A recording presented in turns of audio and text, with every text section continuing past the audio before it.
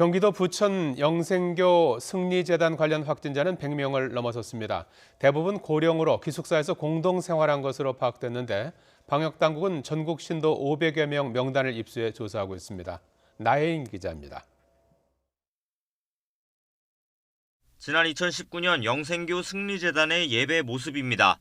승리재단은 거리두기 격상 이후 집합금지 명령을 따랐지만 매일 재단에 들러 5분 동안 기도하도록 독려했습니다. 지난달 제한적으로 대면 예배가 허용된 뒤에는 기존 방식대로 예배를 재개했습니다. 거기 안에 지하가 굉장히 넓다 하더라고요. 방역수칙 위반하거나 그런 경우는 없었던 걸로 현장 점검 결과. 하지만 확진자 대부분이 발생한 기숙사에서는 여러 사람이 좁은 공간에서 생활하며 식당과 샤워시설, 세탁실 등을 같이 사용한 것으로 파악됐습니다. 지금까지 확진된 신도들은 대부분 50대 이상 중장년층입니다. 이곳에서 생활하던 첫 의심 환자 50대 A씨는 지난 3일부터 기침 등 증상을 보였지만 나흘 뒤 학원 제자가 확진된 뒤에야 검사를 받았습니다. 환자와의 접촉이 있었을 것으로 추정하는 노출이 있었을 것으로 추정되는 분들 현재까지는 273명으로 확인을 하고 있습니다. 이분들의 검사 결과에 따라서 앞으로의 추가적인 환자 발생 규모나 또는 추가적인 조사의 진행 방향이.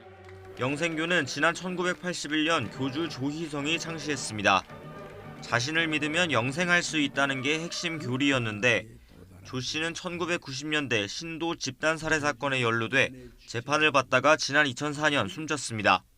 마귀가 인간을 죄짓지 않게 할 수 있겠어요? 없어요. 죄 짓게 합니다. 이후 교세는 많이 기운 것으로 전해졌지만 아직 본부격인 부천 승리재단 아래 전국 20여 개 지역교단이 남아있는 것으로 파악됐습니다. 지난해 2월에는 코로나19 예방법으로 교주가 가져온 이수를 받으면 면역력이 저절로 강해진다고 소개하기도 했습니다. 경기도는 부천과 수원 등 도내 4개 재단을 현장 점검하고 확인된 신도 147명에 대한 전수검사에 나섰습니다. 이 가운데 31명은 연락이 닿지 않거나 검사를 거부하는 것으로 전해졌습니다. 방역당국은 전국 신도 517명 명단도 확보했는데 경찰과 함께 현장 점검을 진행하고 있습니다. YTN 나혜인입니다.